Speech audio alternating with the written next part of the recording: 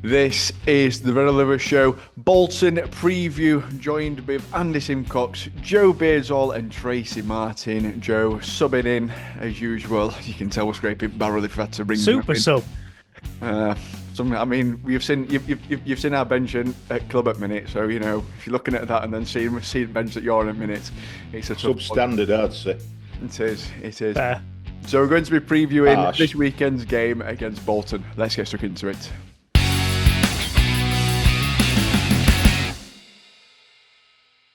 So, Andy, playing the side that we just can't get away from, Bolton, ever. And you've got some mates now, so we're playing so much now that you've integrated yourself into the Bolton community with the Fan Zone podcast. So, as far as I know, you're a partial Bolton supporter. Well, I won't quite go that far, but yeah, from being a group that or a team that gave me and Joe some stick outside their ground once when we drew 0-0 and we were given a bit. Yeah, we've over the last two seasons, because we've played them 300 times in the last 2 years, we've got on particularly well with the podcast. So Chris Dawson for one and Colin, they've been lovely. And before we start, just want to shout out what people might not know is that when Smithy's diagnosis were first out and they were in such a bit of a, in a bit of a state, two things they did, unbeknown to us, they did two things. One thing is Colin sorted out, I think, from his restaurant in Southport, a video of Josh Earl wishing Alan the best, and that made a huge difference to Alan. It gave him a lift that he so needed. He so needed. And the second thing is they offered and were intending to do a fundraising thing for him so he could go private, which not many people know about. We didn't. I say we. Alan didn't need it. I could do it, Colin, if it's still on. But Alan don't need Cosmetic surgery, Andy, or anything in particular? it. Ooh! Dear God, harsh but fair. Harsh but fair. If I'll take old Tracy. Oh, I mean anything. I don't care what it is. Anything. Get it down in the comments below. Which part of Andy would you improve? Keep it clean and all, please. Keep it clean. Yes, we've got a good relationship with that podcast, and so from being rivals to them, both at Wembley and then in the semis last year, I wish them all the best, and I feel for them a bit because they feel for us and all. Feel for them because they were in a really good place, still are in a pretty good place, but made a bit of a mess of it last night at home to Rotherham. Rotherham on their bounce beat them 1-0 from an early goal from Nombi, which didn't help us because it put Rotherham on the same points as us, but we had better goal difference. So Rotherham's gone against us. So thanks for that, lads. But yeah, 2 points now behind Reading, who won last night. So Reading's leapfrogged them. So they need to sort the sends out. But hopefully over the bank holiday, not on Saturday, because we need it more than them, although they'd probably argue toss. So yeah, it's a game to look forward to, isn't it? It's always a game to look forward to, whether it's at Oakwell or at the Tough Sheet Stadium, as Alan likes to keep saying so many times. It's painful. Great players, that Toll's out by the looks of it. I think he'll probably have an hamstring injury. Big Vic still out. Adebayo he's got. I think his season's finished with cruciate ligament. I think your cat's it, but it's usually my cat. Gary Neville's an appearance. Just sat there ignoring with his back to you. Don't blame it really. But look at who they've got. They've got John McAtee up front who's scoring good goals, a number of goals like he's done, and Aaron Collins. They got rid of that flipping Dion Charles, who weren't pulling up a lot of trees for them and is pulling up even less trees for Huddersfield. So they're well shut her in. But they've got players in midfield, aren't they? We all like Josh Sheehan because he's a class act. And one of my favourite players has just come back from being out for quite a while, I think. Kyle Dempsey, he was a sub on Saturday last night, and looks like he's on his way back. Good right winger, I think. So, it's looking a bit tricky. And Santos, Yep. Ricardo were a sub last night, so I don't know, but I'm assuming he's come back from or on his way back from an injury because he's not played, didn't play the previous game. So it's all there. Aaron Morley, oh dear God, Who the spent most list of the goes season at on. Wickham. Yeah, List it goes is. on. There is a strong side. Joe, it's a little bit weird when I think our rivalry with Bolton because it did feel like at first it did feel a little bit tense. Obviously, with when we beat him in the playoff semis after playing him loads of times that season. Ian Evatt, Michael Duffers, that famous picture of them to win the storm in the pitch post game. But I feel like it's also in things now of. I feel like the narrative shift completely. We almost root for each other, just for one of us to get out of this league. Between us both. So we don't have to play each other Yeah, just seven bored of times a it. season. Not quite that much, but Bolton are up there and they're in with a chance. So I know what Andy's saying from our point of view. We're sat here going, "Oh, we really need a win at this point." But in terms of the league table, they've got something to play for. We haven't got anything to play for, so of course they'll argue that they need the points more than us. They're a good team. Just listening to Andy reel off all the players reminded me a few of their faces that I'd forgot were, sort of still there, and they're really good side. So if they do get into the playoffs, it's obviously still a big if because there's a lot of teams competing to get in there.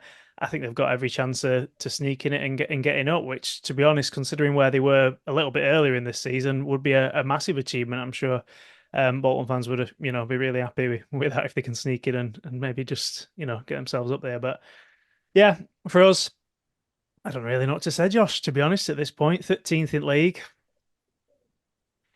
We need a win. We need something. We need something just to give us a boost. It's hard, isn't it? Because it's hard to motivate. I'm struggling to get motivated for games, so I can imagine it's hard for everybody to get motivated when you're If middle you're at struggling, table. if you're struggling, then it's a real problem. Yeah, at this point, you have got to just be self-motivated, haven't you? You just got to say, forget about the league table, forget about what we've got to play for, and just go out there and say, we need to win, and we need to get some, just for pride, really, and show that, we're not a side that want to finish 13th. We're a side that want to be as close to the playoffs as possible. We're not going to do it, obviously, but, I don't even know if it's mathematically possible anymore, but, like, just getting somewhere near to the top 10, finish the season strong. That's all we can ask for, really, and it's what we really need to see because it's been very disappointing, It's hasn't a it? big changeover, Joe, isn't it? From January when they were in the doldrums and we were doing well. We didn't. We were fifth. They were well down, a bit like we are at the minute. They handled it better. They got rid of Ian Evatt, who I think for his health needed to go. They've got Michael. They've got Michael Schumacher in as well as his brother Stephen. So he's made a great manager, and he's made a big difference. Mm. And they've gone gradually up and up and up, and we've sadly gone down and down and down. It's almost like we've swapped positions, or we had until last night. So it's a bit of a shame. They were on an upward trajectory, and we passed them on the way down, and it's it's just really sad, I think. It is. It says there's Tracy. I think it's a good point there, that Andy makes. Where you sort of look at the fact of it probably got to that point. Ian ever been there for what 4 or 5 seasons. It probably got to that point of maybe you just couldn't get him across the line. You could see it this season, sort of when they're languishing sort of towards the bottom half, almost towards relegation zone at some point. And we look at the quality in that side. It's not like they've gone and added loads of quality during January. They've brought back Aaron Morley, who are on fire at Wickham, who will, not to sound like a cliche, but would have been like a new signing at the time. But it's just more or less the core that they kept together for previous seasons that had done so well. And it just seemed like a case of Ian Evatt had almost outgrown the club in a way. Stephen Schumacher's come in and got him going immediately. And it's just when you see sides with that ambition taking those changes and chances, it just feels very. It's almost like a bit of jealousy of they've gone and done that, grabbed that opportunity by the horns and really run with it.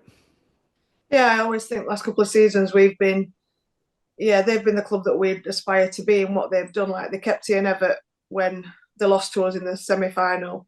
Obviously, then we lost Duff, but they kept him. They then kept their squad. They went again last season. Again, pretty much similar squad, same manager, etc. Did it again. Should have. I mean, that was the biggest shock. I think them losing to Oxford was probably the end of his I think that it just destroyed him because I just think they went into that game.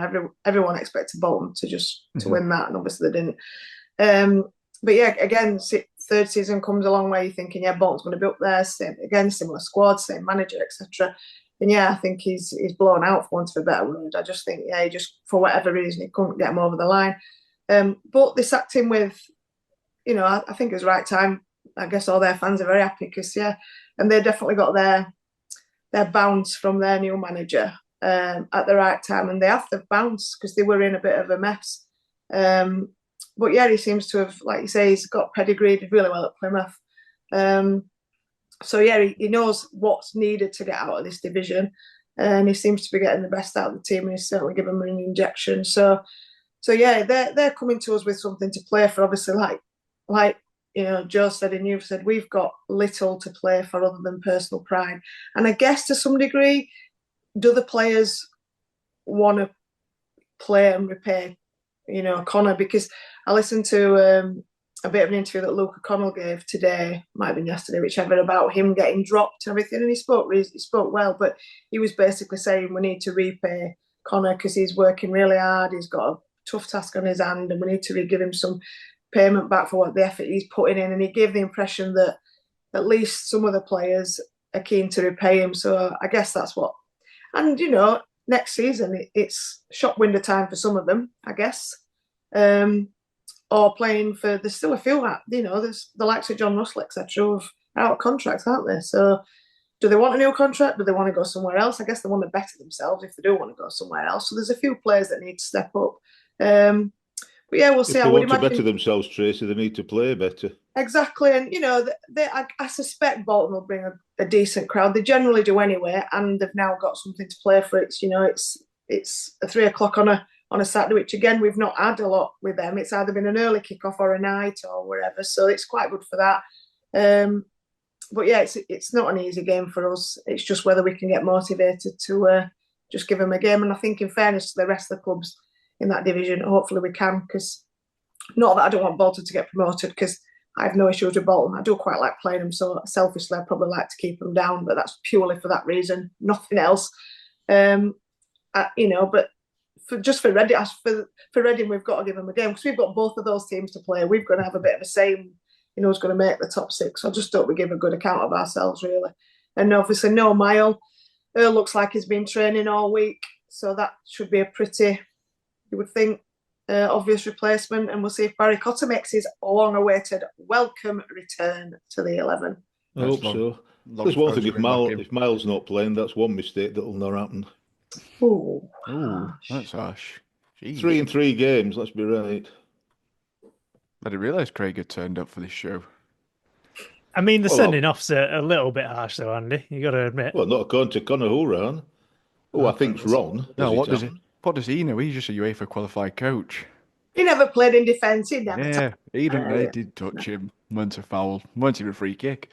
Andy, Tracy there alluded to it though of Luca's interview there of when he came out and said dropped him a bit of a kick for him to realise that his standards have slipped. And a lot of what Conor's been saying, he's not really protected the players too much. He's been very honest, I think, with saying things such as Adam Phillips being late and then subsequently dropped, and youth players coming into that role, which is always a difficult line to tread in terms of players can turn on you, but it seems like everyone's taking it really well because it's not like he's shielding them and saying, "Oh, it's just some players have turned up." He's naming names. He's dropped. You can see on the team sheet at the weekend who's been playing well in training, who's been applying themselves, and we can sort of see that when you've got the likes of Luke Conor and Phillips on the bench and such.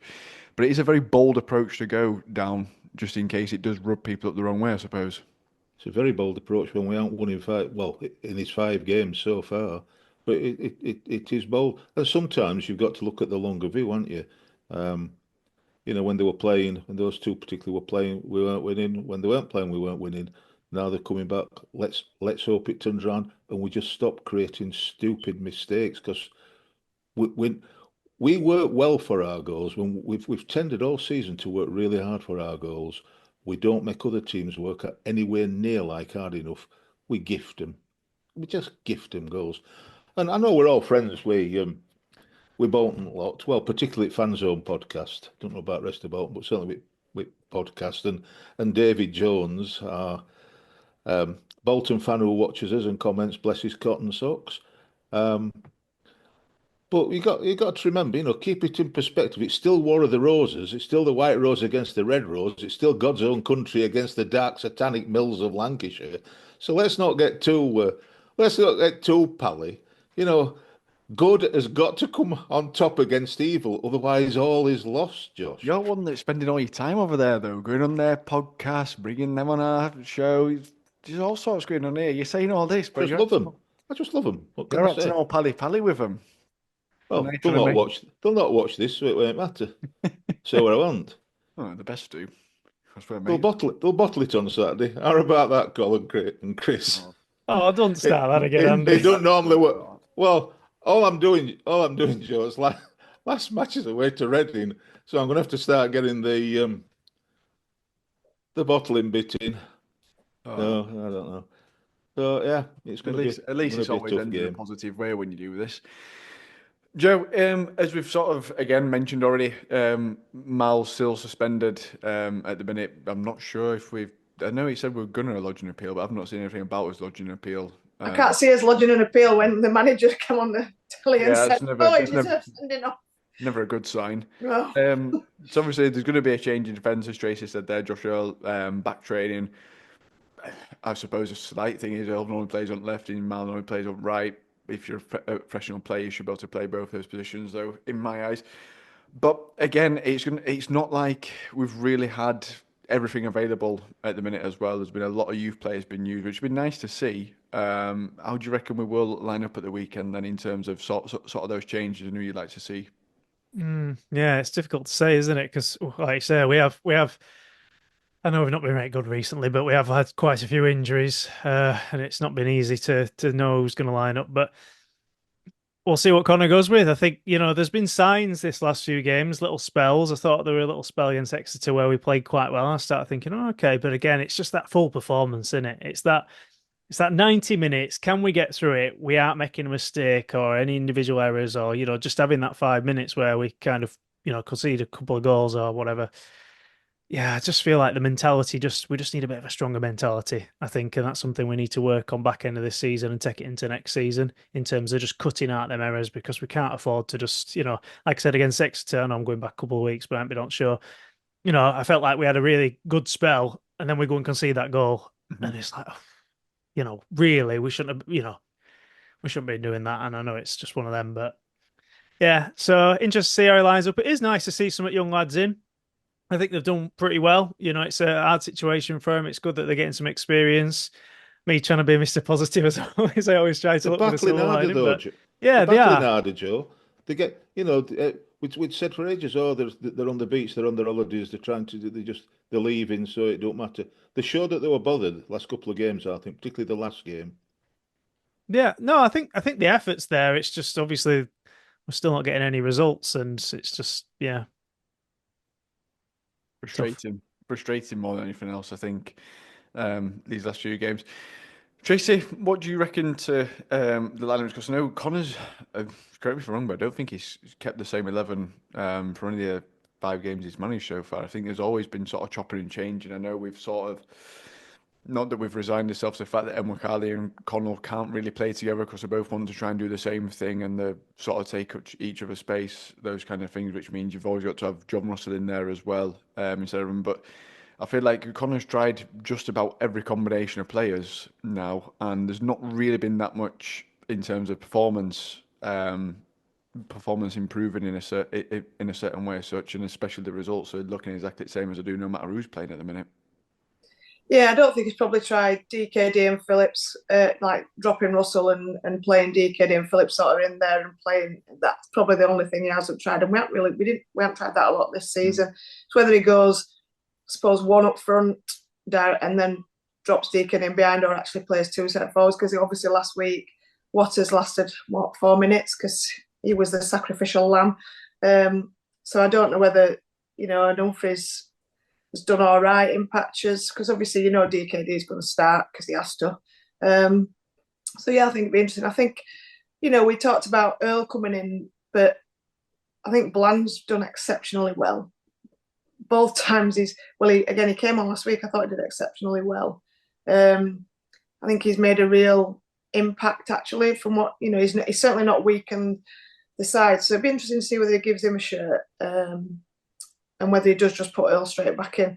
I'd be tempted to drop O'Keefe. I think he's not been great last few games. So I'd be tempted if Cotter is fit. No, you just want to see Barry Cotter play. Absolutely, I do. Absolutely. I agree. Just because he's entertaining and he'll have a go, and I just think it's, what have we got to lose? Absolutely nothing. I'd love to see us have a real go at him and just go for it. And what does it matter? I think the fans would rather see us attack, have a real go at him, press. A bit like we did at Birmingham, really. I mean, I know we got picked off after 70 minutes, but actually, up until that point, we were having a real go. And the number of comments on our previous show from Birmingham fans saying how impressed they were that we were one of probably only 3 sides this season that's not tried to park the bus. That's because we can't defend, but they don't need to know that. I think the 6 goals we conceded kind of gives it away. But they just think that we just went through. But yeah, and I think fans, it'll raise sort of the fans if we just have a go at him, play an attacking side, have a go at him. I think Conor deserves to start instead of Enwakali just because I think he played well against Birmingham, and I think he's taken it on chin, and I prefer him anyway, but that's a personal preference. But yeah, I think just go for it, get some attackers on, and let's have a go at him. Let's try and just give us a bit of enthusiasm and something to get out of our seats at. It's going to be sunny. It's 3 o'clock. It's like, look, Joe, I'm doing all this positivity. I'm loving this. It's great. Your sunglasses on as well. Sunglasses on. At least we'll get a tan. Oh no, I won't get a tan. Sun cream. I'm not too sure. Is it not quite at that level? I'm not sure what colour are you, Joe. That could be a straight burn for you.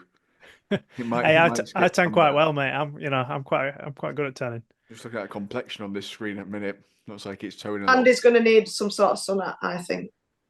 Yeah, Andy will need a sun. I'll just wear that. One of those with strings coming down and all from ears. That's kind of like a. I've got a few Tilly hats. Don't you worry about that. I've got one that's got the I'll not be wearing it on Saturday though. No, but I'll wear a Tilly hat. Yeah, don't bother them.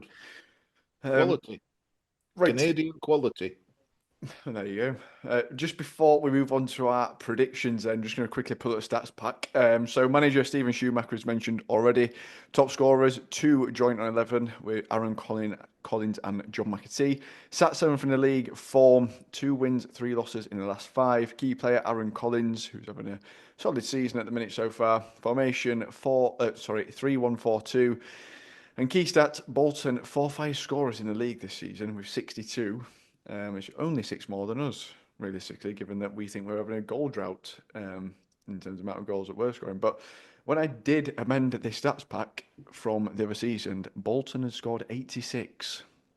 So it would appear, unless they're going to really hammer some teams these last 7 games, it's been a lot of a lower scoring league than it was last season compared to what we did. So should be an interesting stat for you all there before you all do your predictions.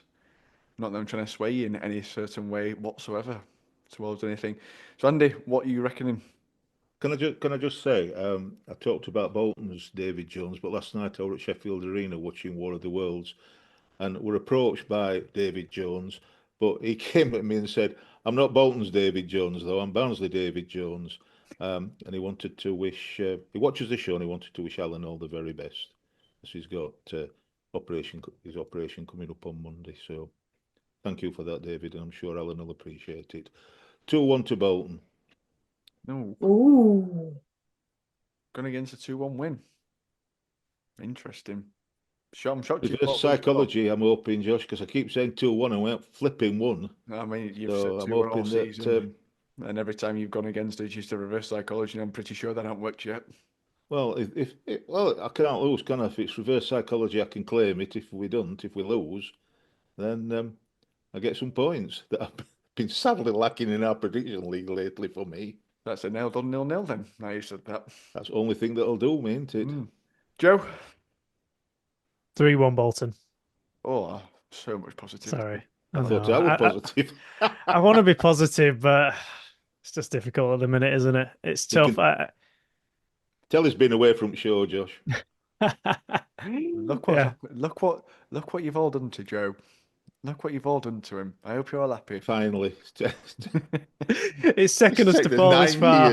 We've had to get to 13th in League One for me to finally, yeah. He's cracked. We've cracked him. Tracy? Well, before I forget, somebody asked on the previous show about how the ladies are doing this season, because we've not covered them very much because we've been so depressed about just, living in just being a Barnsley fan. However, they haven't had a decent season. They've got a couple of league games left, but you'll be pleased to know that they are going to finish probably just short of mid-table. Successful season, staying up, and they're currently in the semi-final of the County Cup, which I think they play midweek in a couple of weeks. So, that's a very, very snippet. But we will do something at the end of the season and have a bit of a catch-up with Jess, etc. But generally speaking, they've consolidated their second promotion on the trot and had a better season than the men. Let's just leave it there. And I am positive 2-2 draw. Oh, a Desmond. I just knew you were going to say Desmond. A Desmond. Yeah, because he's just my favourite. It's like one. Pavlov's dog. Somebody says 2-2, Josh, Desmond. Yeah, that's exactly it. Exactly it. Every time I hear it, I'm like, yes, I can say it. Makes me right happy. Bolton, they've got something to play for. We've got no to play for. We've been rubbish for 5 games. They've been patchy. Although they've had a few derbies in there. Played Stockport, lost to them. Yeah, I think we'll win 3-1. Yeah. I think we'll win 3-1. How the tables have turned. What's going on here? It's got to end at some point, is what I'm thinking. Josh positive, Joe negative. I never thought I'd see it. It will end, Josh, in 5 games. That season's over. No, we've got that season. It's going to happen. It's going to happen. I don't know. Bolton have got. It's getting to them. It's getting to them. Look at that. They lost to Rotherham last night, and they are rubbish. Like, they are bad, and they're above us. They're not that bad. They've just took over us, like you say. Yeah, but we are rubbish. But they're bad. We'll beat Bolton 3-1, and you'll go. Welcome back, Josh. It's nice to hear you being positive. Thanks. And when I do, see, they're not ready for a playoff fight. They weren't ready for it from January. That's it. The Reds are going to fall off towards the end of the season. We'll win 3-1. Someone's fishing for some comments. No, if anyone's nasty in comments, leave me alone. Just leave me alone. I'm just trying to be positive on this end. I don't really believe myself. Nobody does, Josh, if it helps. That's all right then. So we'll be back with our reaction on Tom's available Saturday. We think so. I don't know. So we'll be back with an instant reaction outside the ground on Saturday to Barnsley's 3-1 win against Bolton. And we'll all be celebrating it, as it'll be the turning point in our season. We'll make a late playoff charge. Maybe. I don't know. Right, we'll see you on Saturday. We'll see you there, you Reds.